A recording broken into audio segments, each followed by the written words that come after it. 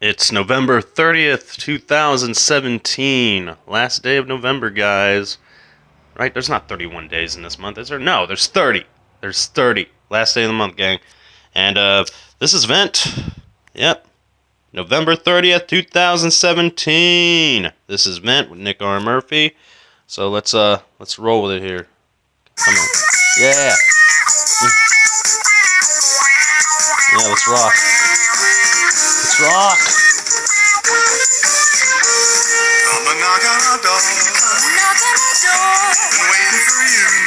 Waiting for you. Where the kisses are.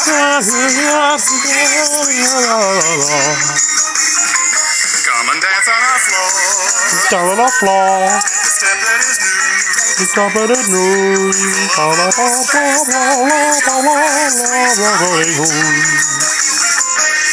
see that Sing it with me.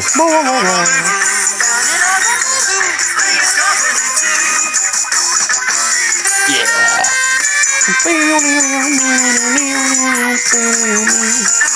down at our rendezvous. Yeah.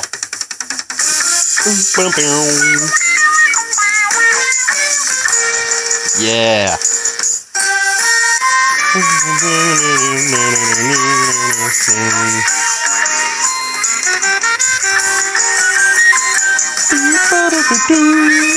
Yeah. There we go. That's how you do it. That is how you do it.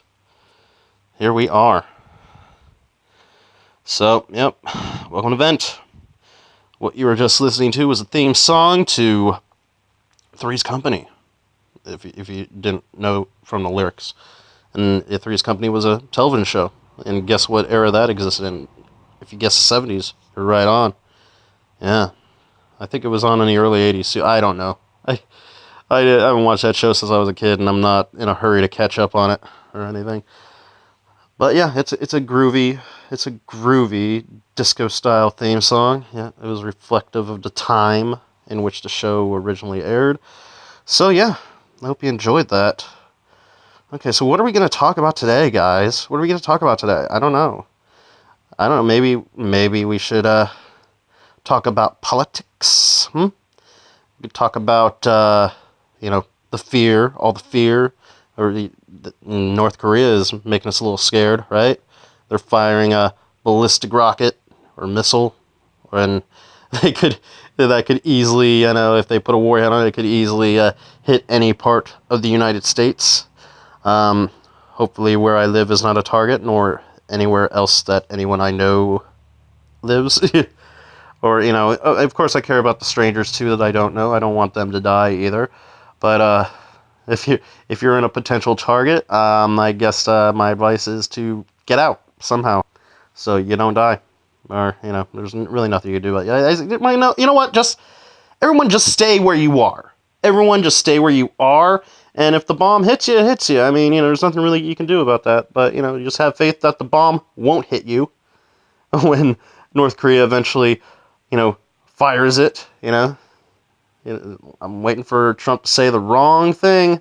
I mean, he said plenty of wrong things about North Korea so far, but, what can he say that hasn't already been said? I mean, he really, like, when he called Kim Jong-un short and fat, or called him short and fat in an indirect, backhanded way via Twitter, yeah, I think that was the last straw there. I think that was the cue for a couple weeks ago when the North Korean media gave Donald Trump the death sentence.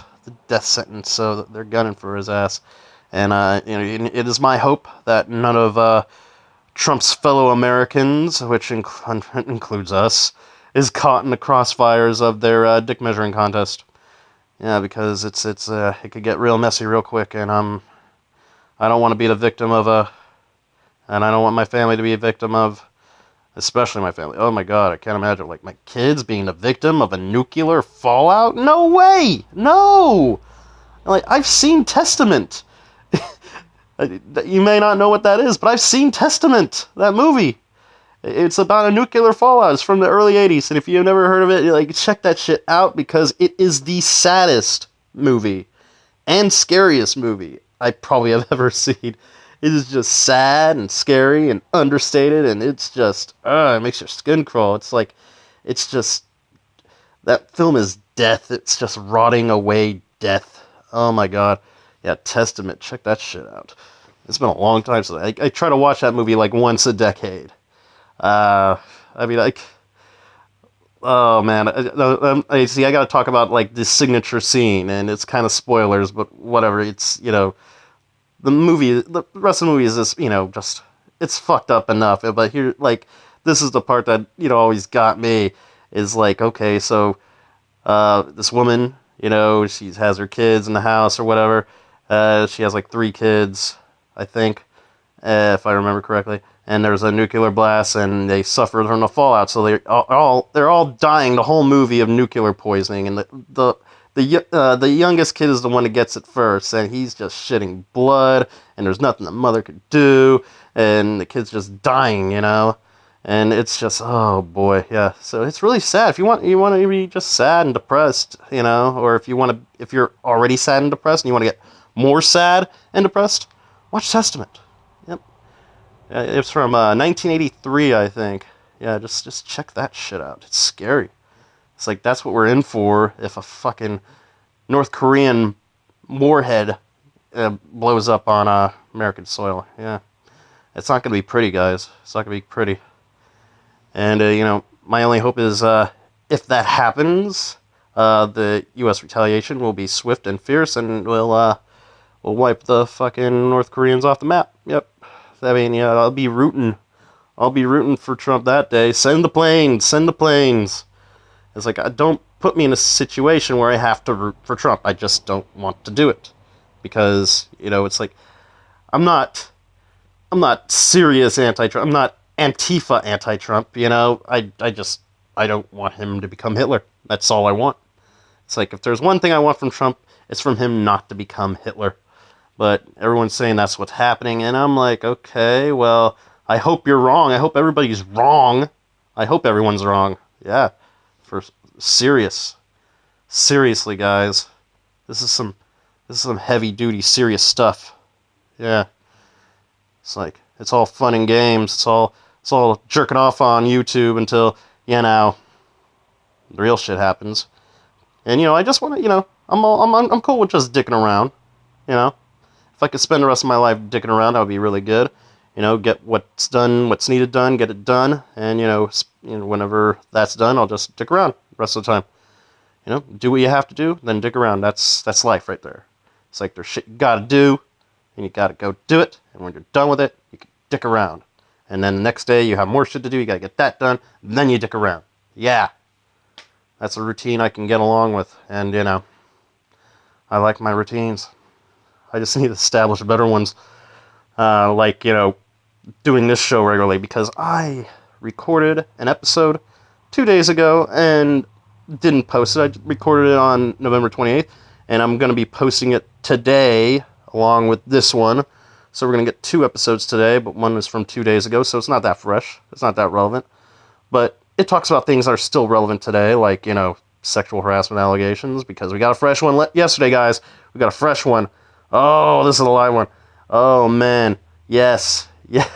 Like, I'm so excited. Why am I excited about, somebody's career being destroyed because they couldn't handle their erections? But yeah. Let's give a round of applause for a round of applause to Matt Lauer. Matt, what am I stuttering? I didn't have that much coffee this morning. Yeah, Matt Lauer. Matt Lauer, guys. Let's all give him a Laurel and Hardy handshake.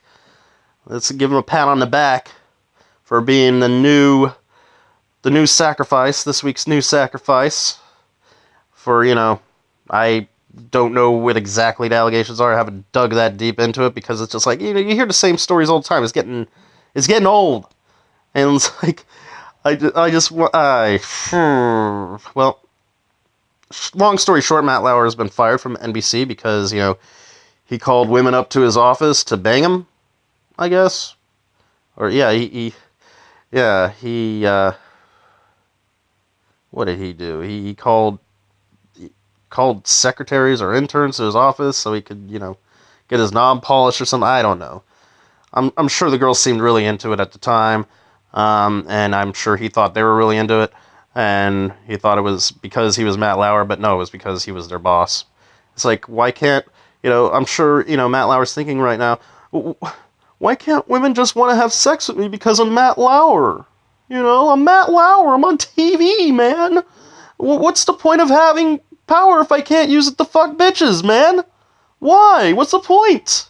And I think a lot of powerful white guys in the industry are a little incensed by that because I think 50% of the reason why they got into the business is because... Alright, hold that thought. Alright, okay, yeah, sorry about that, gang. Yeah, had a work call, had to get and that was a call about work. Yep, because I'm a writer, and whenever I have a project to do, that's work. So it's nice to be working again. I haven't worked in a while, like regularly. Uh, man, I can't even get into that right now. But what? Back to what I was saying. 50% of the reason why men want to be in positions of power is so they could use that power to get laid. And for some reason, these guys seem to think that they can get laid based on just who they are, not because they have power over anyone. Because it's like, it's okay, I have power over you, but hey, it's me, it's Matt Lauer. Hey, it's me, Louis C.K. Hey. I was like, you're not going to get fired if you refuse me, but, I'm Matt Lauer. Why would you refuse me? Because I'm Matt Lauer. Because, Oh, man. I could... And I'm sure it's like that with a bunch. Like, it's been proven it's happening with a bunch. Like, I think it's virtually all of them. And what I think is ridiculous is like, okay, so MC fired Matt Lauer, but there's about 20, maybe 30, maybe even more executives that work for NBC are doing the same exact fucking thing, But, they're not talking about it because the New York Times doesn't talk about it. Apparently, shit just changes when the New York Times, publishes a story about something. And, I guess the New York Times is already doing a story on Matt Lauer, and then NBC heard the allegations, and they fired his ass before the allegations came out. So, they nipped it in the bud, but it's not going to change the scandal. It's like, it's going to continue that Me Too conversation and everything like that. So, it's just the same old, just with different characters every week. It's like, who's going to be sacrificed this week? Who's going to be the sacrificial lamb? Who are you gonna feed to the fire of public opinion? Because I think this is just the time to give the victims their day in court. So the media is just really covering the victim's side, and you're not really hearing anything from the other side, apart from apologies here and there, and admissions of truth, or admissions of sort of wrongdoing, but not fully. Okay, the only person that really fully confessed to it, and I think he probably should have been a little more specific about what he was confessing to, was Louis C.K. But you haven't really heard from any other accusers from Louis C.K. as of yet. Like, after he admitted to it, you didn't hear from any more accusers. So maybe those few women that came out and told their story, it was isolated to just those incidents. It wasn't like, text. Okay. It wasn't just limited to those, it was limited just to those 6, but it didn't really branch out from there. Well, you might hear more, who knows. It's been 3 weeks, so I think Louis is in the clear. But I guess we'll be hearing from more from extra accusers of Matt Lauer. Like, there's 2 allegations so far, but I guess more are coming out. So, and then I guess, Matt Lauer issued a statement as well, and he admitted that there was some truth to the rumors, but he didn't say they were all truth. it was just a misrepresentation of facts or something. I don't know exactly what he said, and let's see, what is he? Maybe I can find it here. What did Matt Lauer say? What did Matt Lauer say? I want to know. I want to know. What's going on here? My phone is being stupid. I'm in the middle of a show. Phone, get real here. All right. Yeah, what did Matt Lauer say? Oh boy. Okay, that's nothing. YouTube notification. No news. Matt Lauer on sexual assault allegations. I am truly sorry. I'm sorry. I'm Matt Lauer, and I'm sorry for what I did. Okay. Alright. Skimming. Alright. Lauer said, there are no words. I don't know exactly. I don't remember what he sounds like. I don't watch him. I don't really care about Matt Lauer. You know? I just thought it was crazy that they fired him like minutes before he was supposed to be on the Today Show, and nobody on the show knew about it, you know? And so they were all like, I don't know how I'm going to function here. I don't know. You know, Matt's gone. He did what? Yeah, he did what every other man in his position does when they have a lot of money and a lot of power. That, I mean, like, how can you refuse? But apparently it's not all roses, you know? Like, no one who works for Matt Lauer is gonna sleep with Matt Lauer because he's Matt Lauer. They're gonna sleep with him because he's their boss. And I guess, from the outside looking in, it just looks like, hey, I'm Matt Lauer. I want some pussy. And, you know, a lot of girls just give it up, you know? But, because he's Matt Lauer. But some girls just didn't want to give it up because he was Matt Lauer, you know? Whatever, I don't know. I'm speculating, and I'm sounding very insensitive towards the victims of this horrific abuse of power. Alright, now here's what Matt Lauer said.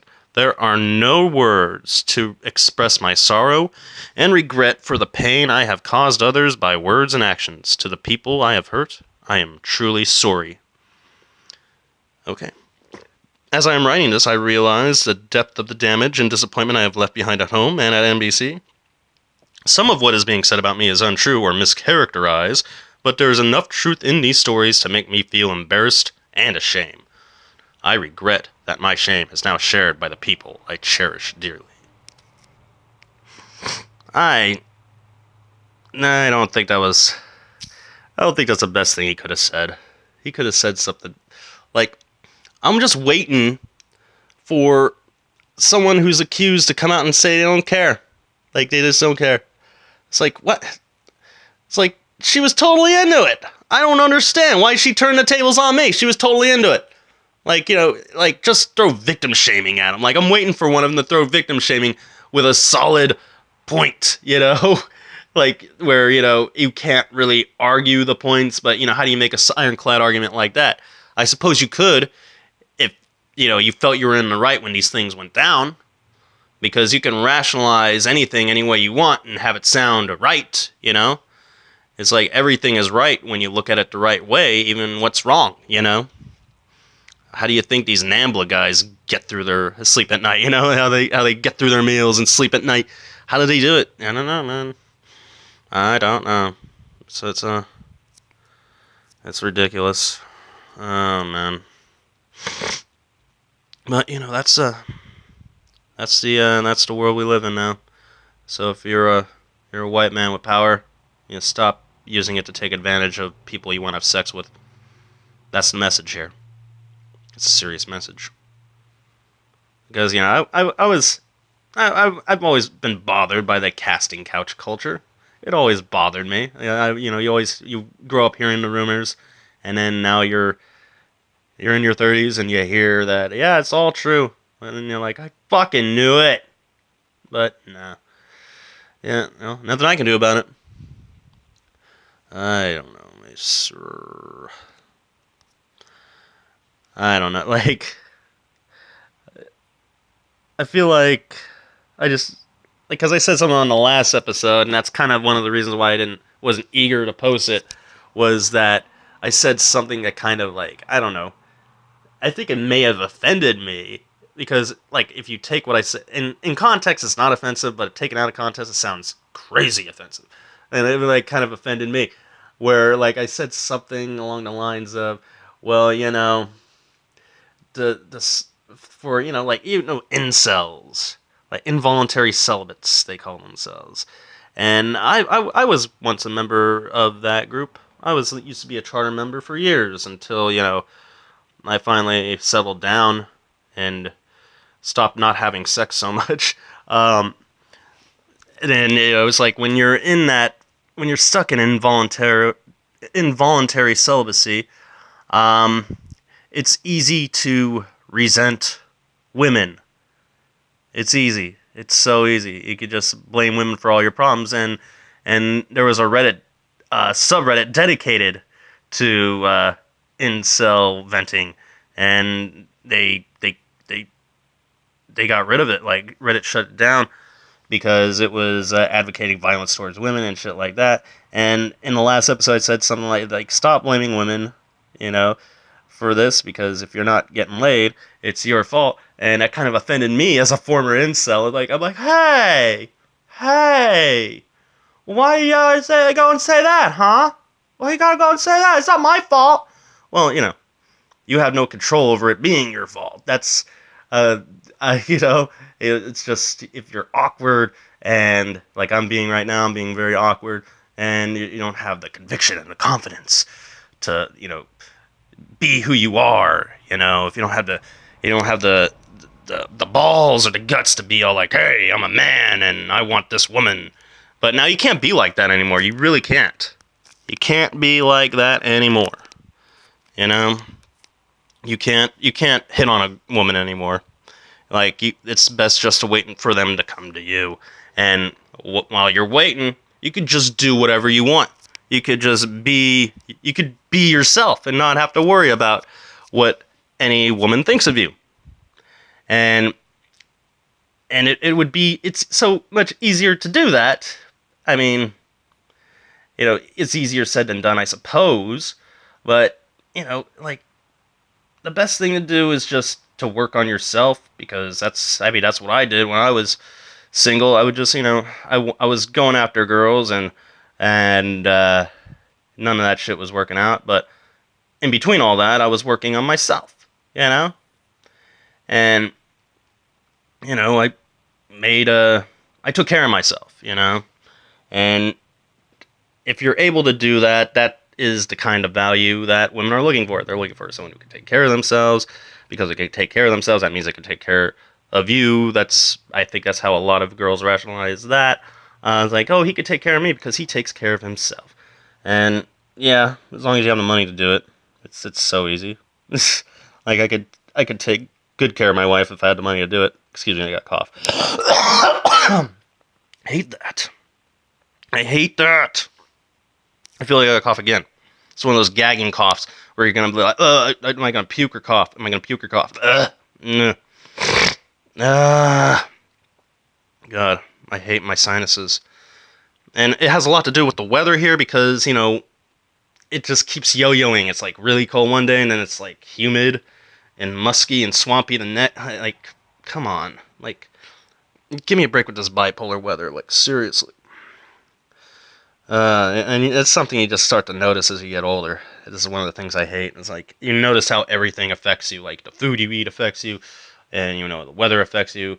Like you become suddenly aware because your body wasn't able to notice how it was affecting you when you were younger because it's not supposed to draw attention to yourself while it's digesting or being affected by, I don't know, by the weather.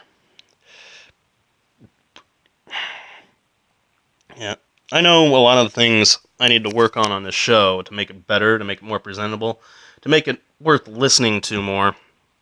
I gotta work on my verbal tics because I'll say something, I'll just go off on a little bit of a tirade where it's just aimless or whatever, and then at the end of it I'll just go, I don't know. It's like I'm sure if anyone listens to this they notice, and believe me, I've noticed too. Well, it's like I don't know. It's become like a catchphrase. I don't know. It's some verbal tic bullshit. I don't like it. It's a bunch of nonsense to me. I don't know.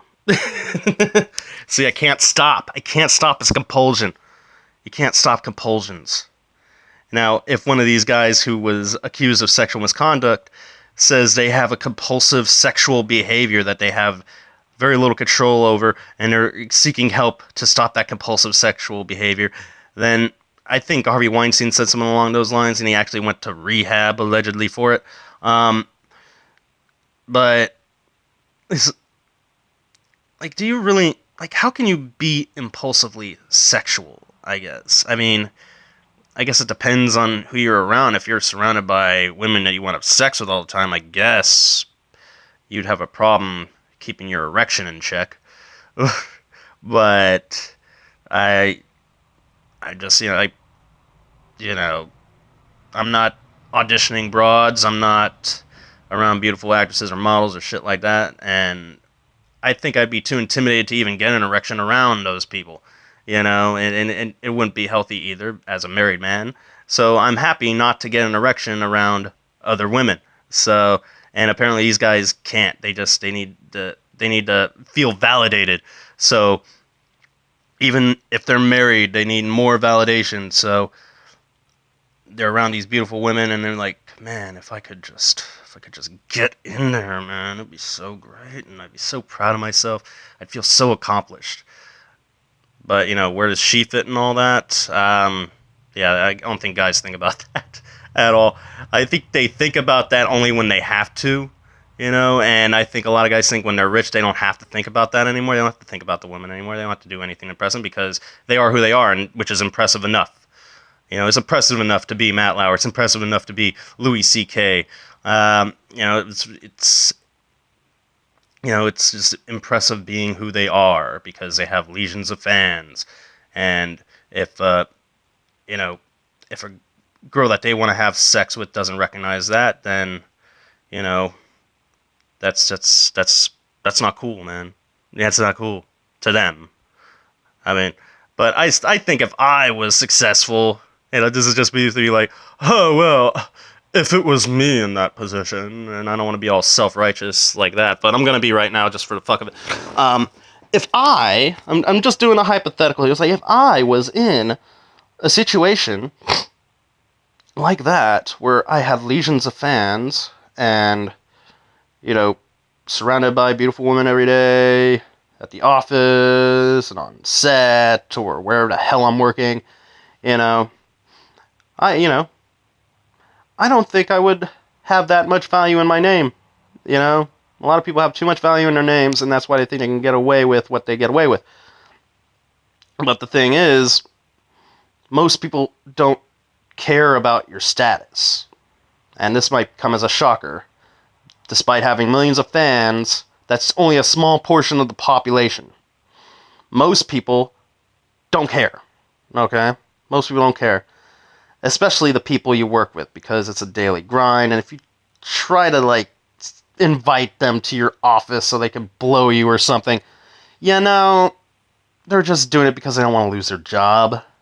And that sucks. I'm sure they wish that these people had different mindsets, that, they would just be eager and begging to go down on them, like, oh man, Matt Lauer? Oh, yes, please. Yes, please. But it's not like that. Nope. I'm sick of coughing. I'm sick of being sick. I'm sick of being tired all the time. I could get a lot more work done if I wasn't tired all the time. Nobody told me about this. Nobody told me that after I hit 30, I was going to get tired all the time and I would stop being clever and start trying to be smart about everything. And when you try to be smart about everything, you do everything much slower. I'd rather be clever about things. So I'm getting myself back into clever mode. That's the point of doing this show freestyle. And why my verbal tics are running wild, and why my sinuses are running amok, and why I'm coughing unexpectedly in between rants. But I'm trying to reclaim my cleverness. It's like I'm losing my youth, and I'm trying to hold on to it as long as I can. I'm still 33. Can't I just hold on to my youth until I'm 35? Give me 2 years, please. Just give me 2 years. 2 years. Well, Well, we're nearing the end of the show here. So before we go, I want to talk a little bit about net neutrality again. Net neutrality. Let's close out this episode with what I began the last episode with: neutrality. I'm even thinking about calling this episode Neutrality Part 2. And now that I said it, that's what it's going to be. It's Neutrality Part 2. Who I didn't mention in the last episode, and his picture was featured on the cover, or the little banner for the last episode, is Ajit Pai, head of the FCC, or whatever he is. He's the guy that's going to take down our internet, or take down net neutrality, or whatever. And everyone's calling him a corporate shill, that he's just doing it because he'll get a big bonus from Verizon if he repeals net neutrality, which, okay, so he's a corporate puppet. And I just wanted to hear, like, I started watching videos with him, because I wanted to hear his side of the argument, because I kept on hearing everyone else's side of the argument. Let's hear his side of the argument. Well, I heard his side of the argument, and I'm not convinced by it. Like, he talks a good game, but I'm not convinced by it. And you know why I'm not convinced by it? It's because of that fucking video that he posted of him reading mean tweets. And there's a video, I don't know if it came out in July, or I don't know when it came out, but it was Ajit Pai, head of the FCC. He was reading mean tweets that people sent to him, like that bit on the Jimmy Kimmel show where celebrities were reading mean tweets. And so they did their own thing independently where he was reading mean tweets. And I could get along with that, That's great, Okay, so has a sense of humor about himself. Okay, good. All right, well, maybe he's not that bad a guy after all. But I actually watched the video and saw how they did the video, where he's reading the mean tweets and he has like a clever retort for all the mean tweets. I'm like, okay, so he's got. But guess what? He wasn't doing that on the fly. He wasn't doing it freestyle. That was written, planned, and rehearsed before they shot it. And because there's props in the damn video. When he does his responses, he has this big ass Reese's mug. There's a picture of him with an enormous Reese's mug, a Reese's peanut butter cup mug he's drinking out of, and that's like one of his memes or whatever. And it was there as a backup, as a prop to one of his responses to one of the mean tweets. And I thought it would be more more genuine if he was just reading these mean tweets for the first time. That he was just reading them for the first time, and he's actually reading them for the first time, and you get to see how it affects him, and whatever response he has would be a legitimate response, and that would make me trust him more. But no, it was all rehearsed, and he's such a corporate shill. I don't believe a single word he says. But if repealing net neutrality is as bad as everyone says it's going to be, then it would be wise for everyone just to boycott the internet. And I know that's what I'm going to do. I know a lot of people are going to do that too. But if it's really as bad as all that, where they divide into packages, separate packages you have to buy to access certain websites, that's fucked up. And I'm not going to deal with the internet after that. I'm going to save all my pages offline before December 14th, get that shit repealed, before that shit gets repealed, and I'll just save the information and back it up on my computer. Yep. I got plenty of it already.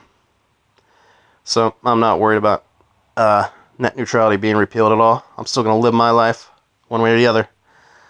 Alright, so, but that's pretty much it, guys. That's